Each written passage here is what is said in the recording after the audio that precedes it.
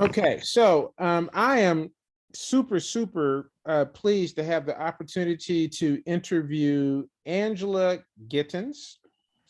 Angela has had, at least through my eyes, one of those careers that when you start out with in your professional career and you say, what do you want to be when you grow up? I'm pretty certain you don't say, I want to have a career path like Angela's, because you probably didn't know a career path like hers existed. Is that a fair statement? Absolutely. I didn't know it existed either. So what I'd love for you to do is let's just do a basic introduction. Who is Angela Gittens? Let's kind of start with the basics and then we'll roll from there. Okay, well, Angela Gittens grew up in New York City, first in Manhattan and what is Washington Heights. And Washington Heights was a little bit different from what you see in the movies. And then moved to Queens, St. Albans, Queens, where we thought we were moving to the country.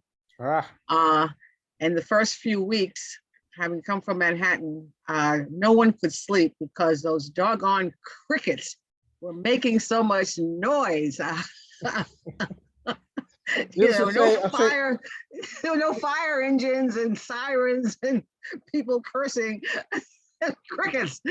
Needless to say, there aren't many crickets in St. Albans, Queens now.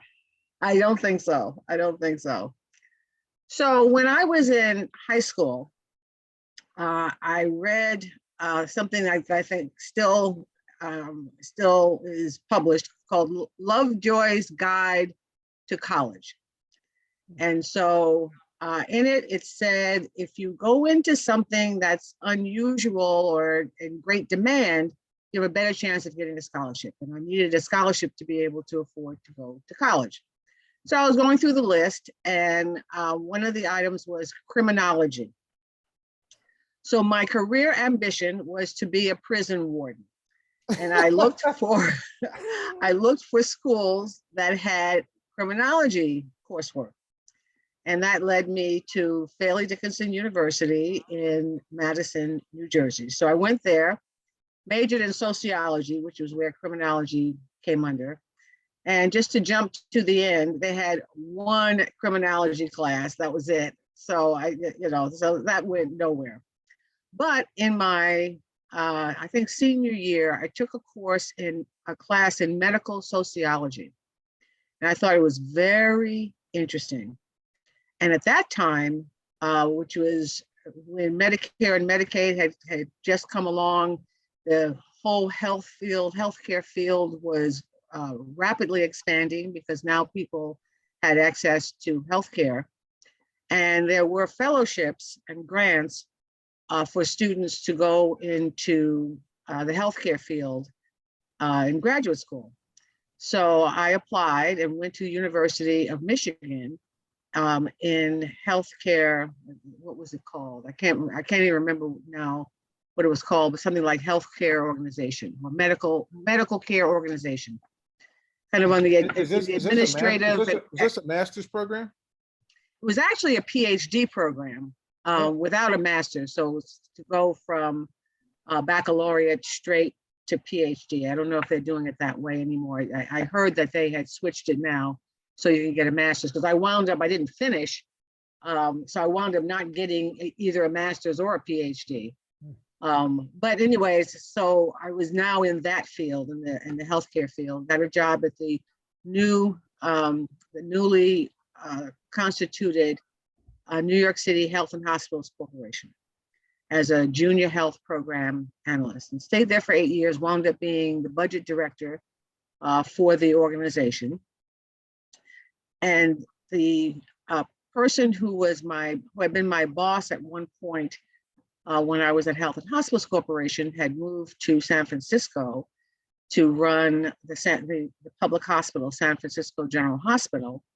And he recruited me out there because he was needing to make a lot of changes. And, and my profile is change agent.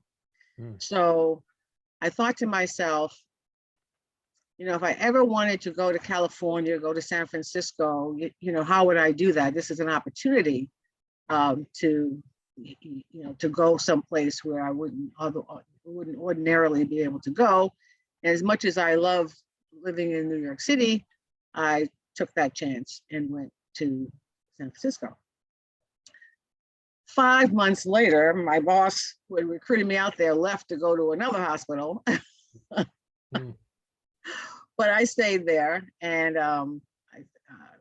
so that was a very good experience. I was there for the assassination of Dan White and the Guyana tragedies. All that happened in my first year in San Francisco. Here I thought, as a New Yorker, nothing could ever throw me. So hold on. When you said the Guyana tragedy, you talking about Jim Jones? Jim Jones, that Okay. happened in all. He had been a housing commissioner in San Francisco. So he was, he was well regarded and was part of the kind of power elite in the city. So I mean, this was just bizarre on so many levels. So what year are we talking about? This is now 1979. Okay. So as this happened, the whole Dan White, Dan White killed the mayor and one of the members of the Board of Supervisors. And then he got a very light sentence, and there was a riot, and I got caught in City Hall during the riot. So my time in San Francisco was very interesting. I was there for the big earthquake. I was in my office when that happened. So San Francisco was quite exciting. So there I am in the hospital, and my mother and her cousin Mary, you remember Mary, were visiting me in San Francisco. And I got a call from someone who was a colleague, didn't work in the hospital, but was a colleague in the administration, in the overall county administration. And he had just gone to the airport, and they were looking for a new director of business and finance. And he wanted to know if he could put my name in the hat. Mm. And I was just about to say, well, no, why would I go to the airport? I'm in the healthcare field. When I remembered what an executive recruiter had once told me, and that was, never turn down a job you haven't been offered. Mm. So I said, well, okay. And I hung up the phone, and I turned to my mother and her cousin and said, oh, you'll never guess what that was. And I told them, and we laughed. And then we went touring the sites of San Francisco, and I didn't think anything more about it. Ultimately got a call quite a bit later, got scheduled for an interview. And I went to the interview, and I did exactly what you tell every young person not to do. I didn't do any research. I didn't know anything about the airport. I didn't even realize the airport was a city department.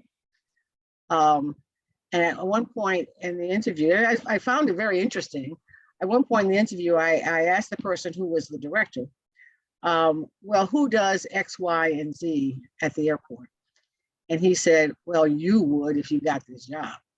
And I thought to myself, well, obviously I didn't get this job. I didn't even know what the job entailed. But back then I didn't even know that there was such a thing as airport administration. I thought the airlines ran the airport, which they think so too. So I didn't even realize that these things existed. So I figured, I didn't get this job, but that's okay. I was happy at the hospital. But then I got called for a second interview, and wound up being offered the job, and then later found out how I got this job. The aviation industry, the airport, the whole aviation industry was going through a lot of change. The effects of deregulation were becoming manifest. You had major carriers that were going out of business. You had a lot of new carriers. Some went out of business, some didn't. The whole atmosphere was changing. And that also meant that the airport and airport management, airport administration had to also change. And so this guy who was running the airport saw that was needed, and that was, when they were trying to adjust to that. But his direct reports and his managerial team didn't understand that, and weren't going along with it, didn't see why they had to change. Sorry about that. Didn't see why they had to change. So he was experiencing a lot of dissension in the ranks. Mm. So at one point, he asked me, what would you do if your staff didn't like you? And I asked him, well, how would I know? Meaning, what would their behavior be? Because that would make a difference. He took that to mean I wouldn't care. So I wouldn't just be passing, because what his direct reports were doing was, Louis wants this. And they were just passing along his instructions. They weren't internalizing it because they wanted to remain friends with their staff. So the staff was getting this impression that this guy at the top was causing all this trouble, and that was part of the dissension.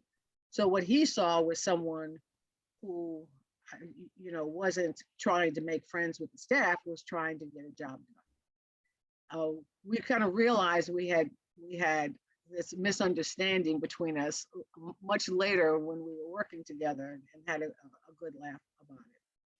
So took this job, found it fascinating. It really, like the hospital itself, really called upon what I learned in sociology, where you have under one roof, you have all these different businesses, but unlike, say, in an office building where the different businesses, don't relate to each other, these businesses, in order for the airport to be successful, all these businesses had to really work in the same direction. And the airport. And really, when you say these businesses, you're referring to the airlines. Well, it's not just the airlines. You have airlines, you have ground handlers, you have restaurateurs, Okay. You have retailers, you have government agencies. When I was in Atlanta, I think we counted up 130 different companies operated on the airport, just every day, and their employees came to work every day on the airport, most of whom you had no direct authority over. So when a passenger comes to the airport, they may encounter, depending on the airport, but particularly in the US, they may encounter 5 to 10% of the employees that actually work for the airport. The other 90 to 95% work for somebody else, the airlines, the ground handlers, the restaurateurs, the government agencies, et cetera. So it's a lot of indirect management. You operate through influence, through setting a tone, establishing a vision, getting others to buy into it. So anyway, that was San Francisco. Then they were looking for a new CEO in Atlanta after a huge scandal at the Atlanta airport, where I think 7 people went to jail, including the airport director, over soliciting bribes at the airport, concessionaires who had given bribes, a city councilman. So they were looking for someone that had a reputation of integrity, a change agent. So my name came to their attention, and I wound up going there. And that was, and they had the Olympics were coming. This was in 1990, end of 1993. The 1996 Olympics were in Atlanta, and all eyes were on Atlanta. And the idea that the airport was in disgrace and a mess, because the airport was really very, when you walked into the airport, what you smelled were hot dogs. I mean, it was just, just very poorly run at that time because of what was going on, because of the bribery and corruption. So before you run over to Atlanta, let me just ask about the San Francisco experience. How big of an operation were you running? I mean, when you talk about an airport, first off, just simply frame, I mean, how big is the airport? I don't know if in terms of flights or in terms of care, how does you bring some volume or some. So at that point, San Francisco was probably the 6th largest airport in the country, probably 8th or 9th in the world. At that time, now this is in the 80s, At that time, the US airports were the largest, tended to be the largest airports in the world. That has changed now. I think San Francisco might still be in the top 10, probably not in the top 10 in the world anymore because the Asian airports have really taken most of the top 10 spots. But it was, like I said, it was fifth or sixth in the country at the time. I'd say now, well, not now, but let's say 2019, probably had 50 million passengers a year. It's on, it's on that scale. And then explain your job. What exactly did you do? You So told me my the title, job, but what did you do? Yeah. right, my job was business and finance. So that includes, the budget, that includes the business side, which are the airline leases that you're dealing with the airlines on a business basis. Getting the concessions, that's the food and beverage and the stores. We had a big minority and women business enterprise program, one of the first in the country. San Francisco was one of 4 airports that were the pioneers in getting minority and women and local businesses into airports, because previously it was the very large national companies that ran most of the businesses at the airport.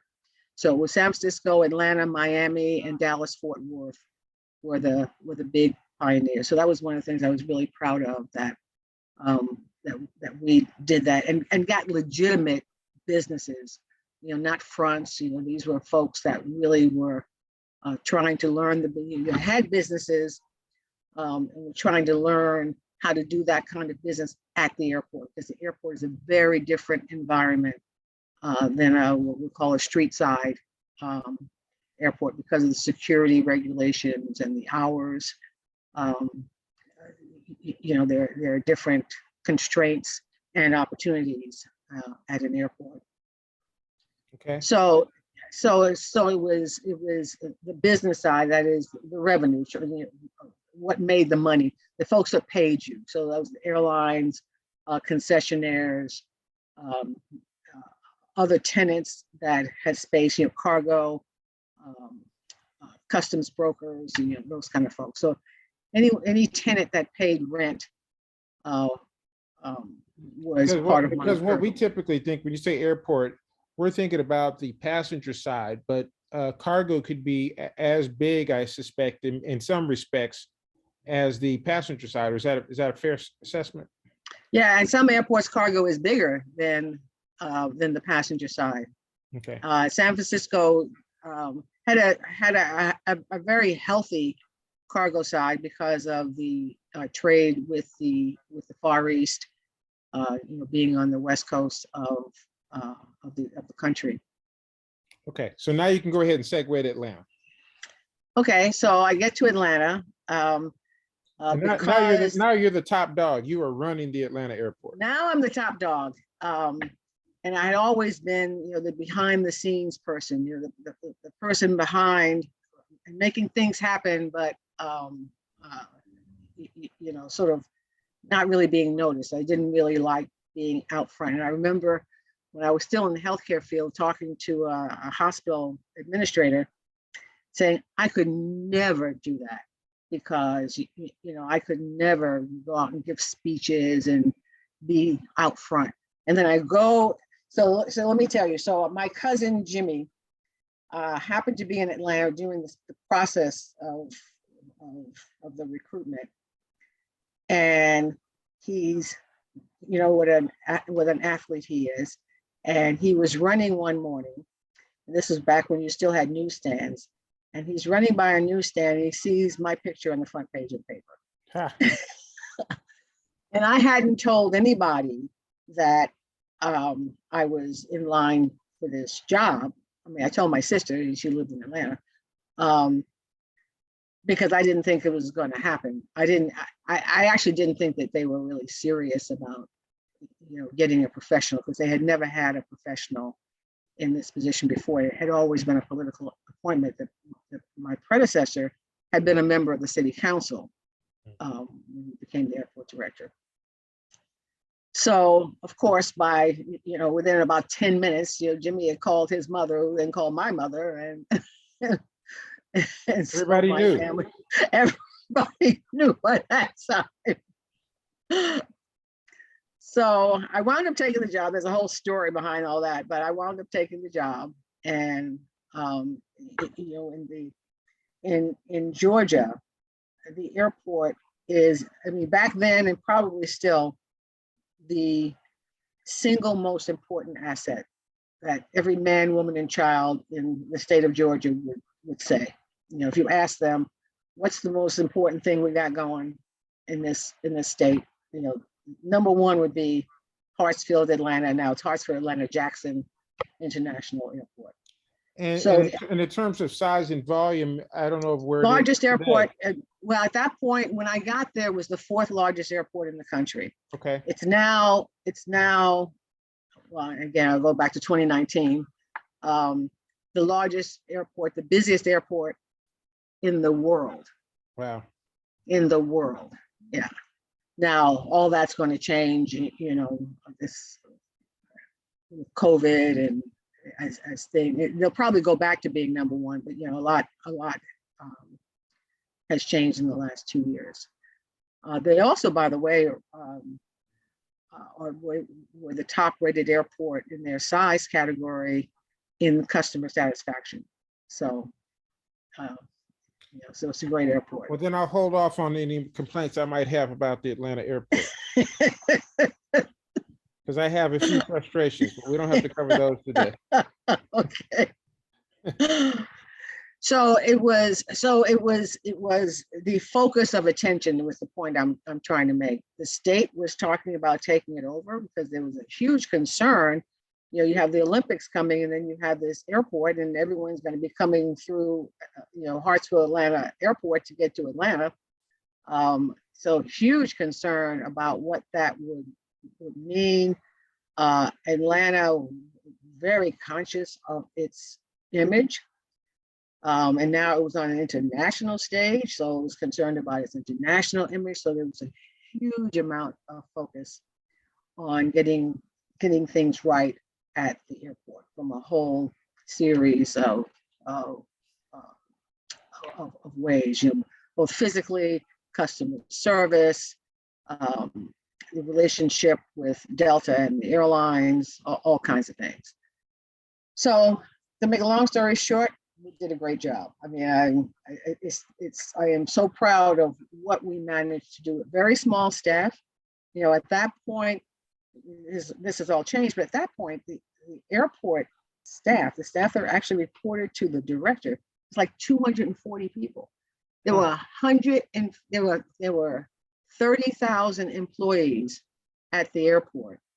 243 worked for the aviation general manager. Yeah. Wow. So, you know, it was really a test.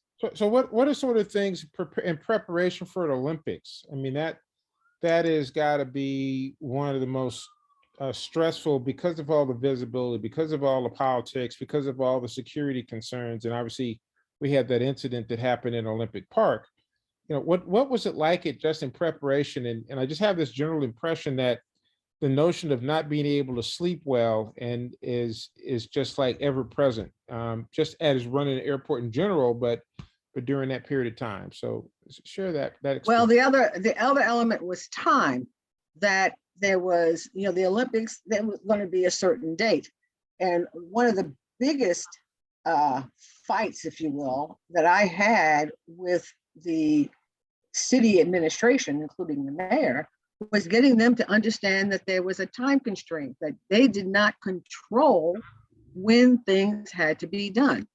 So, you know, the Olympics was, say, July 16th, 1996. So we had a lot of things to do, you know, in terms of facility improvement, as you're saying, security improvements, all kinds of things. Atlanta Hartsfield had been a connecting airport.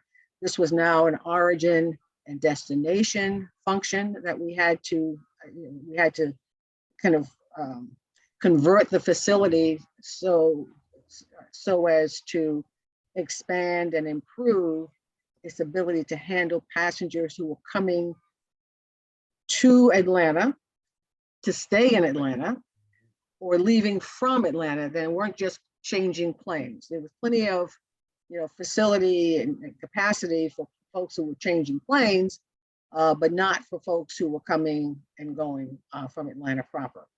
And even with the connection side, the train is the spine of that airport. And there were a lot of things going on with the train that seemed off to me. I was being told one thing, but then I was getting letters. And one of the things I did was I told my staff I wanted all the letters from passengers and whatnot. And I was getting a lot of complaints about the train being down. But then I look at the statistics and the train is, 99.999999999%. Well, this doesn't jive. Long story short, we found out that there was a lot of fraud going on with the train people. And so we had to fix that. So back to your question though. So we had to make a lot of facility improvements.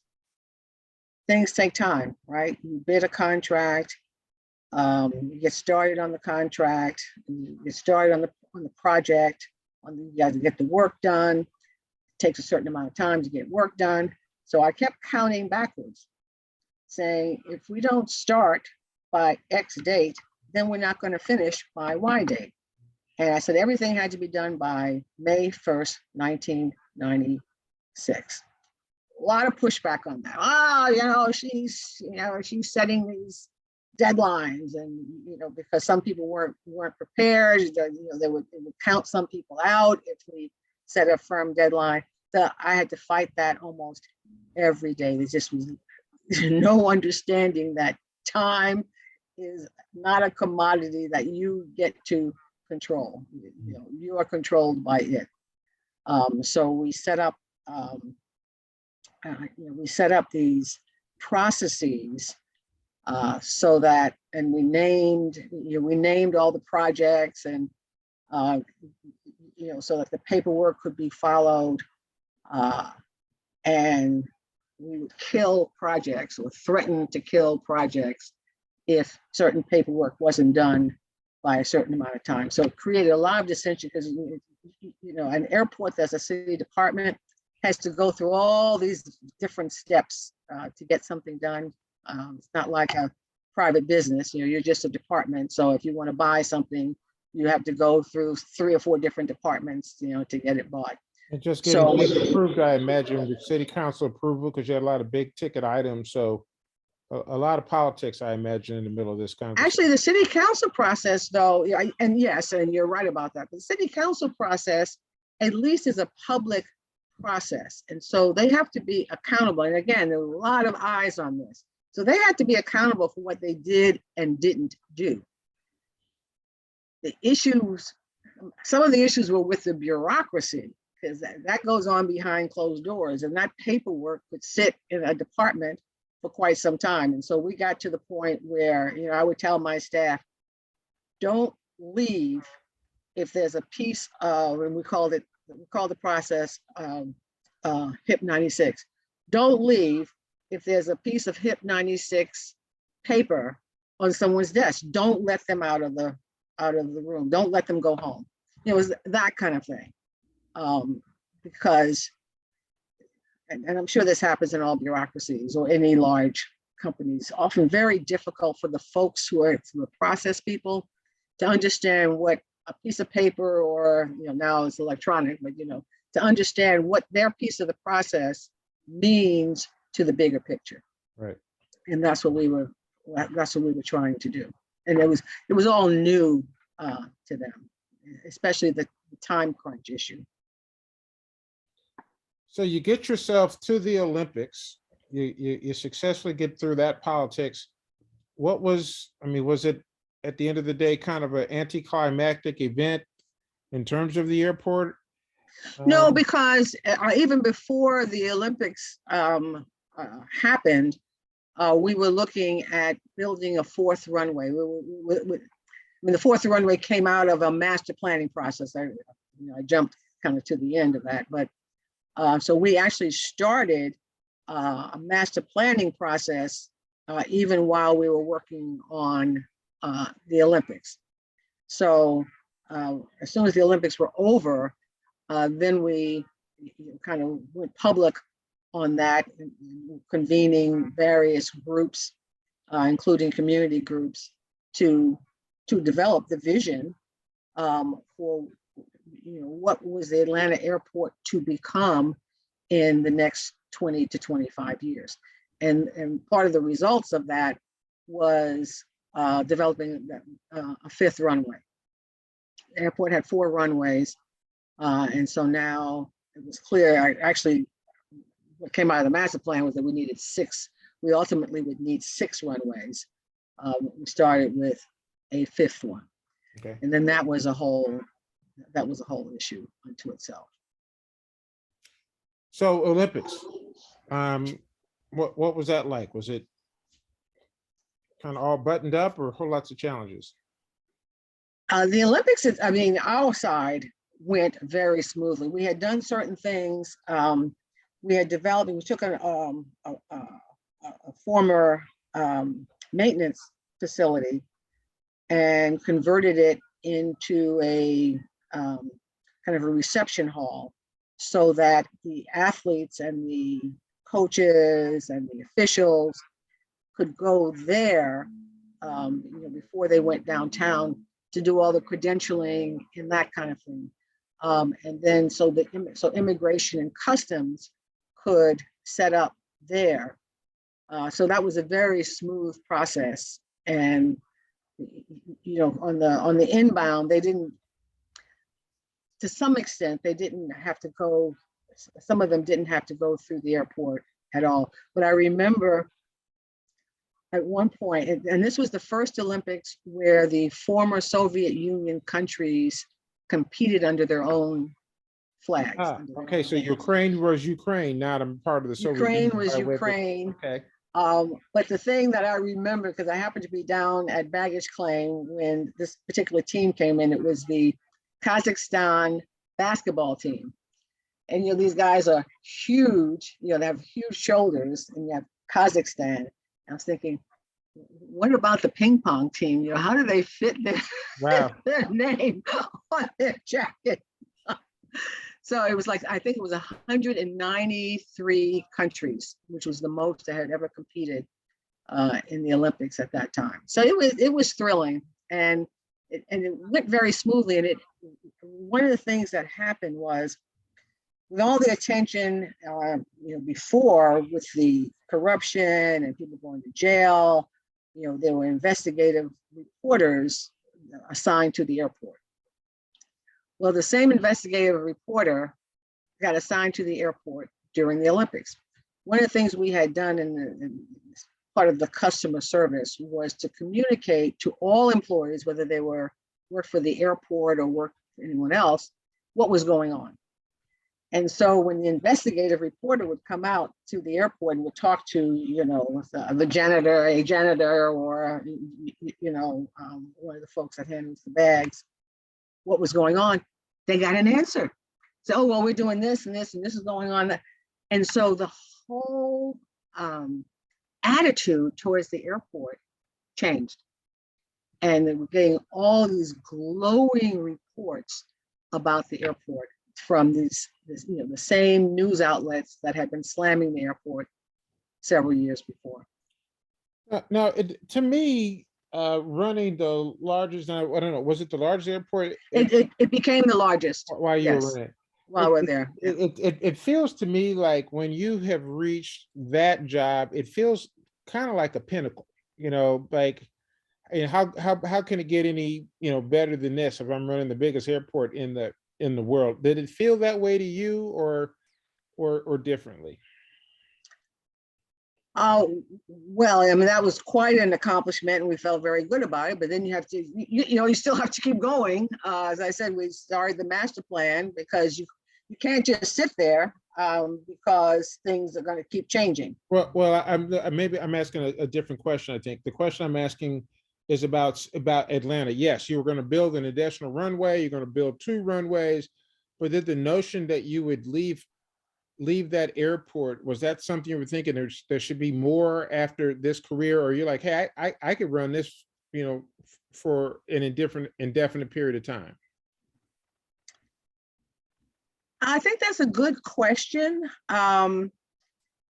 Because where I went after that was to a private airport management company, which managed airports in the US under management contracts in the US, but leasehold airports outside of the US.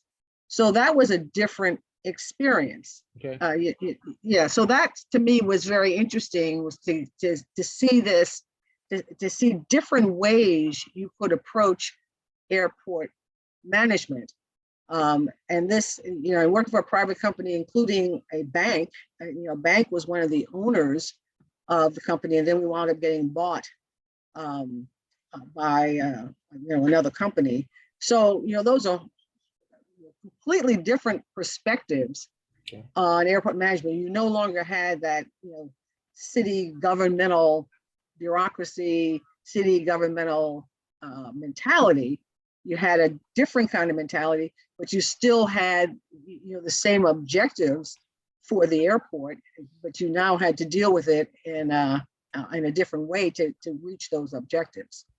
Well, I want to get there, but I'd like for you to tell a story about your departure out of Atlanta, which had a little bit of fireworks and color to it. I called it the dirt deal. So, so in trying to develop another runway, this was now going to be outside of property that the airport owned. And you had to deal with the logistics of how you're going to actually get this done. So one of the opportunities that we had was a property, a certain property, which would allow us to get the fill, dirt, that we needed to pour on the runway. Well, there's a certain procurement process that you need to go through, not just for the city, but now we're talking about the federal government, because the FAA, the Federal Aviation Administration, was going to be paying for part of this, and you had to do this in accordance with their regulations. And there was some funny business going on with respect to the owners of this property, and I was getting pressured. I mean, it was ironic. I was getting pressured to do what I wanted to get done, which was because going to this property would make the whole thing easier, be better for the community, because you wouldn't have trucks going back and forth all through the community. You could do it through conveyor belts, but it had to be done right. And certain parties, who shall remain nameless, the mayor, wanted it done a certain way, and wanted me to be involved in doing it the wrong way. And I remember telling him, this is going to work out, because this is really the best way of doing it. But let's go through the proper process, and let them compete, because I feel that they can compete quite successfully because of what they had to offer. No. He just wanted you to award the contract to who he wanted it to be awarded to, in simple terms. In simple terms, right.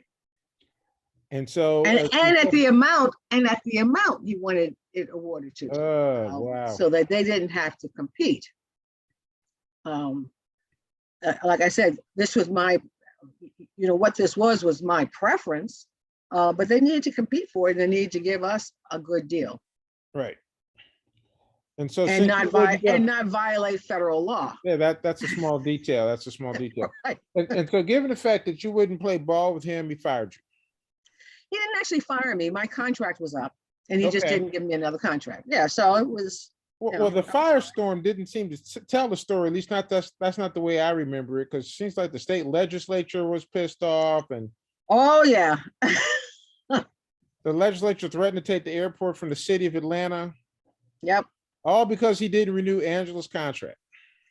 Well, I mean, they knew what was behind that, you know, so here's the airport being run very well, very successful. And so then you're going to get rid of that person and, you know, go back to the way it used to be. No.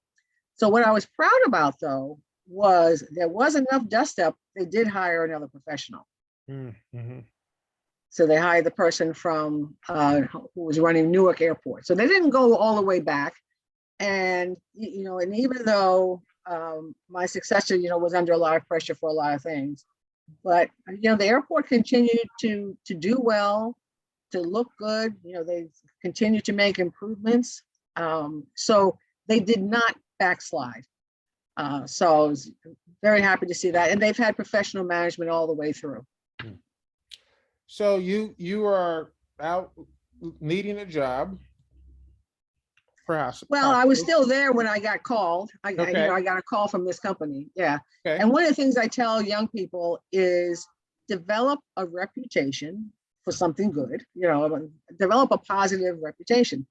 I've only really applied, you know, cold call, applied for one job, the first one.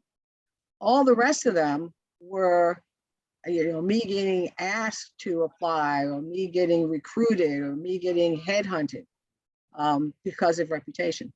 And frankly, that's why I was able to stand up to the mayor, because my ability to make a living is based on my reputation. So I wasn't going to throw that away for him. You know, I have a whole career to think about, and no one was going to ever offer me enough money that I wouldn't ever have to work again. So, you know, these are actually pretty easy decisions for me, I have to say. Gotcha. So then you segue into this management company, and you're managing and again, you're managing and owning airports around the world. Right. And when you say Managing around airports in the US, because Yeah. Okay. don't know ownership. Well, there was one somewhat of an ownership vehicle at an airport in Sanford, Florida, one of the terminals. It was a cargo terminal and international passenger terminal. What do they call But in that? terms of around the world, Inclusive tours. where were you guys? Where were you owning international? So it was Luton Airport in outside of London, Skanska Airport in Sweden. We were looking at an airport in Spain, Ciudad Real. I don't think we ever closed on that deal, which was just as well, because it turned out not to be successful for whoever did get it. And then there was another one another one in England that I just can't remember How long did you do that? And what did you do for them? So I was the vice president, and so I was the one that oversaw the management and operation of the airports. Okay. And so then, 3 years, and then got called to. I had gone to an ACI conference in New York. ACI is? Oh, I'm sorry, Airports Council International. That's the Association of Airports, and this happened to be North America. There's five regions. This was the North America region, had its annual conference in New York. At the time, Miami was looking for an airport director, and two people who were advisors, unpaid, unofficial advisors to the mayor, was looking for a professional manager for the airports. Miami-Dade County has 5 airports. And at that time, the mayor was developing a national profile and was really being talked about as a possible vice presidential candidate on the Democratic ticket. He was Cuban-American Democrat. Most of the Cuban Americans in Florida are Republicans. So, you know, he had some visibility, but the airport was his Achilles heel. A lot of bad things going on at the airport. So these two people were had come to this conference, looking up because all the airport directors in the country go to this conference, and my name had come to their attention. So they talked to me and talked me into being considered for the position in Miami, which ultimately I got. Although by the time I was going there, the mayor had lost his national profile because the Elian Gonzalez issue had come up. And this was the young Cuban boy? That's right. Yep. And so the mayor had run afoul of the national government, Gore, Al Gore, and the Attorney General, who was from Florida, whose name I'm escaping. But anyway, there was a big contretemps of Miami and the federal government. And so his ability to transcend local politics went away. And so now he was back kind of in local politics. And I'm not going to say he didn't care anymore about reform at the airport, but it had lost, a certain amount of its allure for him. So it was a challenge because Miami is known for, I called it lobby heaven. The lobbyists were very much in control. I had to fight every step of the way to do what was needed for the airport. Because what was happening at that time, you had Fort Lauderdale, even Palm Beach, but particularly Fort Lauderdale was developing, and the airport was was doing a very good job, and was getting some international service, was getting low cost service. This is the time when the low cost carriers were on the ascendant, and Miami didn't care about low-cost carriers. They only cared about American Airlines and some of the international carriers. And we were losing business to Fort Lauderdale. Even government employees on government business out of Miami-Dade County were going to Fort Lauderdale because they could get cheaper flights. So a lot of the decisions they were trying to make made no sense for the business of the airport. So it was, but obviously made sense for some lobbyists, made sense for some special interests, but not for the best interest of the airport. That's correct. That's correct. So you, correct me if I'm wrong, you can tell me how long you stayed there, but then you ended up, is your next move your last job, or was there another step in there someplace? No, so after Miami Airport, I went to a consulting company. Okay. And that was interesting. So then I got to work with all these airports, mostly in the U.S., but a few outside of the U.S. Primarily doing business kinds of things like lease and use agreements. The agreements with the airlines, strategic planning. One of the things that the company was trying to do, it was an engineering company, so they mainly did projects, development projects. But what I was bringing, and the reason they wanted me there was, they talked to the engineering departments. Someone needs to be able to talk to the business departments because, how are you going to pay for this? What kind of revenue streams could you develop, because of these projects? And that's what I brought to the team. So that was very interesting. In fact, I'm wearing a shirt from Bermuda because Bermuda was one of our clients, and they have wound up doing a 3P of public-private partnership to develop a new airport, or basically a new terminal complex in Bermuda. That's something that started when I was still working for them, and they finally got it done. Okay. Unfortunately, with COVID, I couldn't go to the opening, but had some very interesting projects. And then the last thing, they were looking for a new a director for ACI, Airports Council International World, because I said there's 5 regions, but then there's World, which is a central entity of ACI that deals at the global level. So and globally, it's the, what is it? You call it the Trade Association of Airports? Is that yes, the way of describing it? Yes. Okay. And so you deal with the International Civil Aviation Organization, which is the UN for aviation.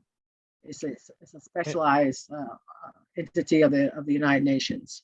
And so are most of the at least major airports in the world members? Yes, Okay. yes. Virtually all of the major airports in the world are members, or at least were. I mean, with the pandemic, I'm not quite sure, what's happening, but yes. And so what's that experience like? And I want to ask the question from the point of view, you're a woman who grew up in Queens, New York, and came up through the system, and now all of a sudden they've asked you to run an international organization, and it was headquartered outside the US as well, right? That's right. When I first went there, it was in Geneva, Switzerland. Then I moved it to Montreal, Canada, which is where the International Civil Aviation Organization is. So yeah, I lived outside of the US for 13 years. What, tell me about the experience, though. It's there's these. I mean, do you speak other languages? Well, I used to speak French. I took French for years in school, and I used to actually be fluent.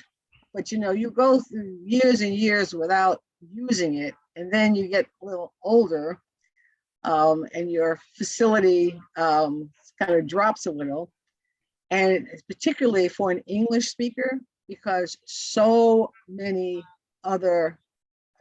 people in other countries speak English. And in aviation, the language is English, because aviation started in the United States. Okay. So, your mind gets lazy. So I'm in Geneva, which is the French-speaking part of Switzerland. So, the office spoke English. Now, where I live, because I lived outside of Geneva in order to be closer to the airport.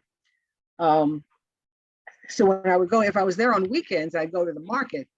People didn't speak English, and so my French would come back, and I would speak French. And so if I were to do that regularly, my French would have come back. But I was traveling much of the time. The job involves extensive travel. So my French didn't get that much better. I got pretty good about reading it, but I can't say conversationally, I didn't do much better.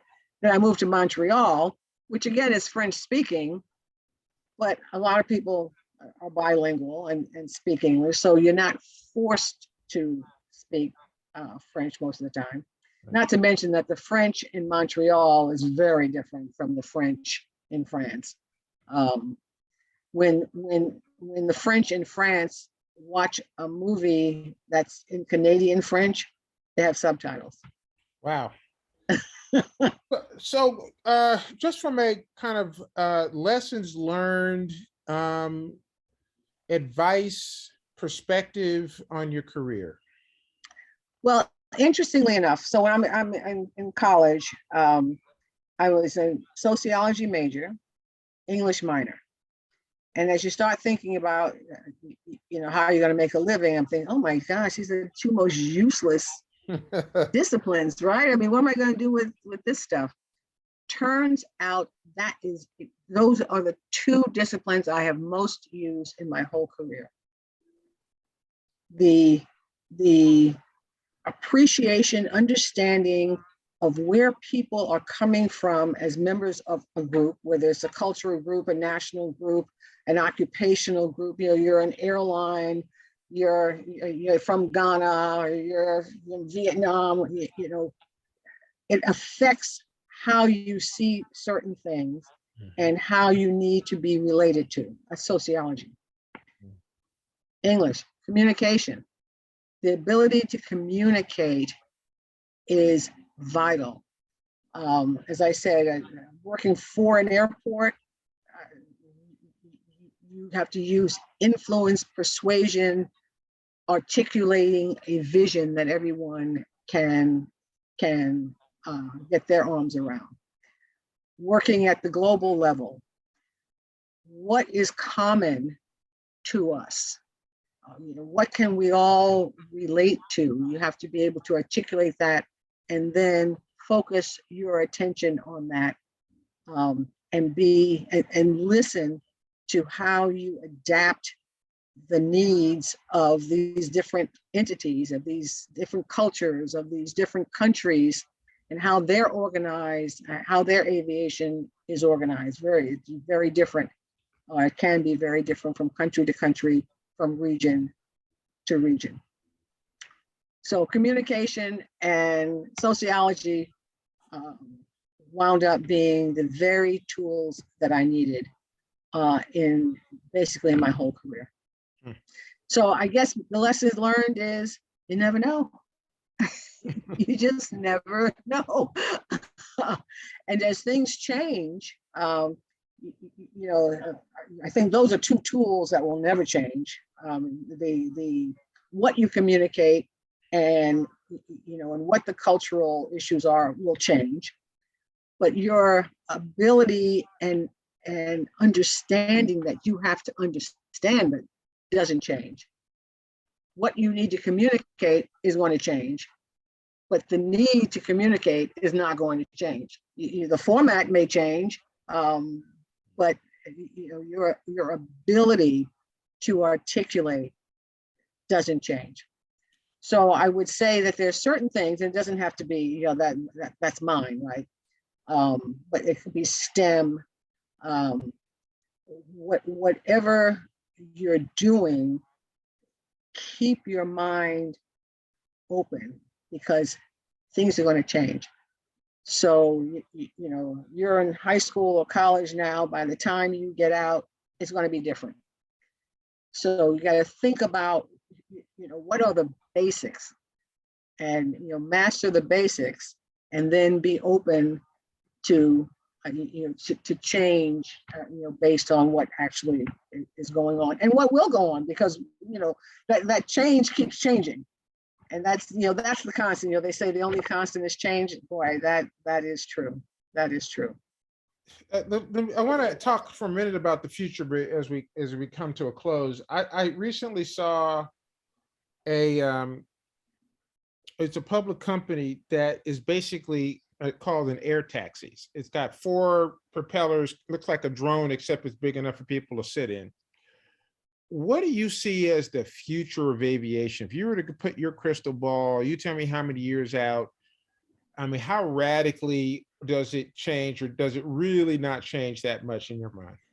Well, I can tell you, I'm on the advisory committee of a company that's developing an all-electric vertical takeoff and landing aircraft.